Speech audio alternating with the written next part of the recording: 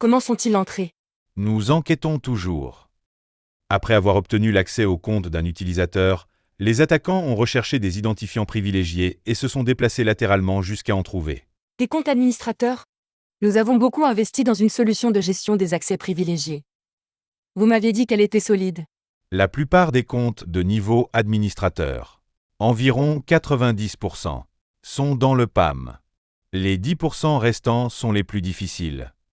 Ils incluent tous les comptes de service. Rappelez-moi pourquoi ces comptes de service ne peuvent-ils pas être déplacés dans le PAM? Et que leur mot de passe soit changé automatiquement.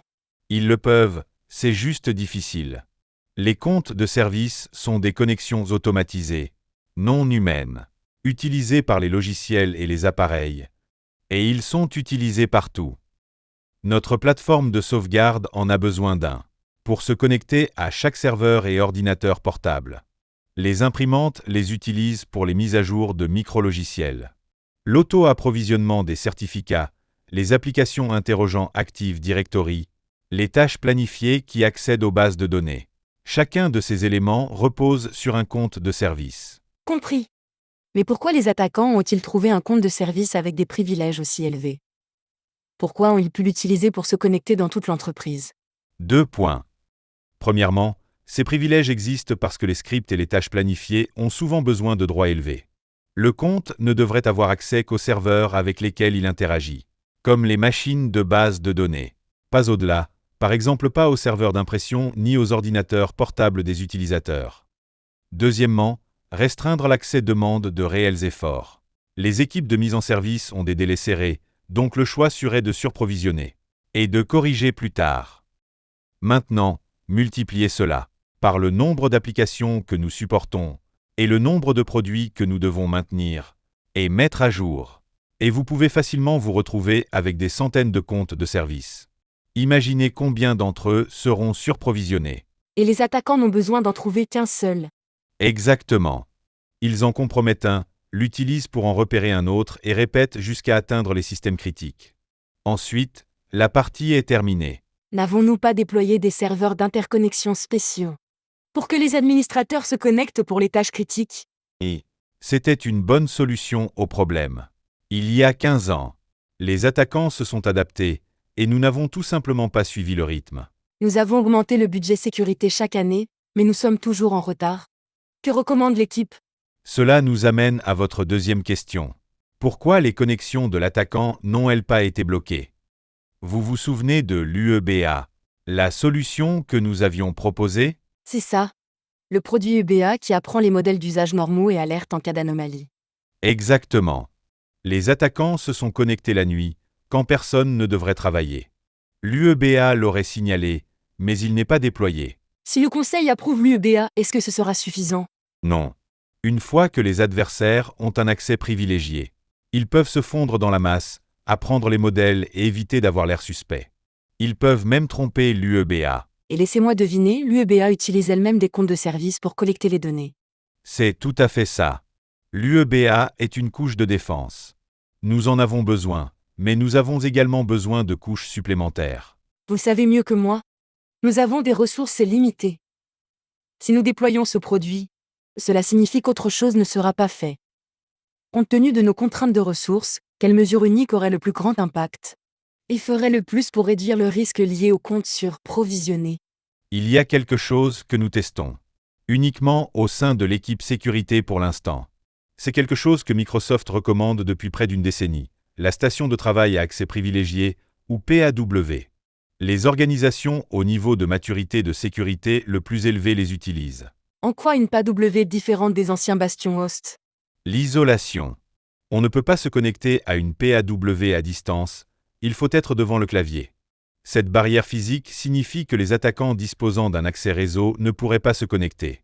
Ils devraient contourner plusieurs contrôles et être physiquement présents, ne serait-ce que pour se connecter. Qu'est-ce qui ralentit les tests? Le déploiement des PAW touche chaque administrateur. Service desk, serveur, réseau, application. Nous avons besoin d'adhésion pour ne pas détruire la bonne volonté que nous avons construite. Le côté positif de cet incident, c'est que le conseil va écouter. Si nous pouvons empêcher une récidive, il le soutiendra. Aucune garantie, mais il ne fait aucun doute que les PAW augmentent considérablement le coût pour tout attaquant. Bien, laissez-moi m'en charger. Cette conversation vous semble-t-elle familière? Considérez-la comme une interaction parlante entre un DSI et un RSSI, ou entre un RSSI et le directeur des opérations de sécurité, ou avec le responsable de la réponse aux incidents. Si vous disposez d'un plan de réponse aux incidents bien défini, et que vous êtes capable de réaliser des exercices de manière assez régulière, au moins 2 fois par an, alors lorsqu'un incident de sécurité survient, les différentes parties connaissent déjà leur rôle. L'équipe de réponse aux incidents détermine l'étendue de l'incident. Le reste de l'équipe sécurité et les équipes IT essaient de veiller à ce que l'impact soit contenu, et font tout leur possible pour que les services soient restaurés et que l'activité reprenne, dans les plus brefs délais. En plus d'être régulièrement informé de l'incident, un conseil d'administration impliqué s'intéressera à la vision d'ensemble. Comment allons-nous empêcher ce type de problème à l'avenir? Quelles mesures aurions-nous pu prendre pour l'éviter? Quels facteurs ont empêché ces mesures? Que pouvons-nous faire pour lever ces obstacles, afin que l'organisation ait les meilleures chances de surmonter ce type de défi à l'avenir? Et comment cela influencera-t-il la stratégie de sécurité? La conversation que nous avons entendue ne traite que de la deuxième partie d'un plan visant à protéger vos comptes les plus à risque. La première partie consiste à réaliser un inventaire de tous les comptes de votre environnement, leurs objectifs, s'ils sont encore utilisés, quand leurs mots de passe ont été changés pour la dernière fois, quel niveau d'accès leur a été attribué, et à répondre à d'autres questions de bon sens, comme: existe-t-il des comptes de service dans votre environnement qui disposent des droits d'administrateur du domaine? Combien disposent d'accès similaires à ceux d'un administrateur du domaine? Avez-vous exécuté un outil comme Bluedound pour mieux comprendre les relations privilégiées dans votre environnement et travailler à les réduire? Votre équipe est-elle en mesure d'entreprendre cette tâche? Ou devez-vous faire appel à un prestataire externe pour vous aider? Quels autres projets de sécurité plus prioritaires doivent être terminés avant de pouvoir commencer celui-ci? Et comment ces différents projets réduisent-ils le risque pour l'organisation si vous faisiez une analyse comparative? Voilà, c'était le 4e épisode. Je suis Vafadario Izadigna. J'espère que vous avez apprécié le format narratif de cet épisode autant que j'ai aimé le préparer. Nest Radio est une initiative qui utilise la voix générée par l'IA pour partager des histoires et des discussions sur la cybersécurité sous forme audio avec des auditeurs dans différentes langues. Si vous avez des suggestions d'histoires que vous aimeriez entendre ou des questions à approfondir, laissez-moi un message sur nestradio.net. Si vous aimez ce contenu, parlez-en à vos amis. Et souvenez-vous, restez curieux.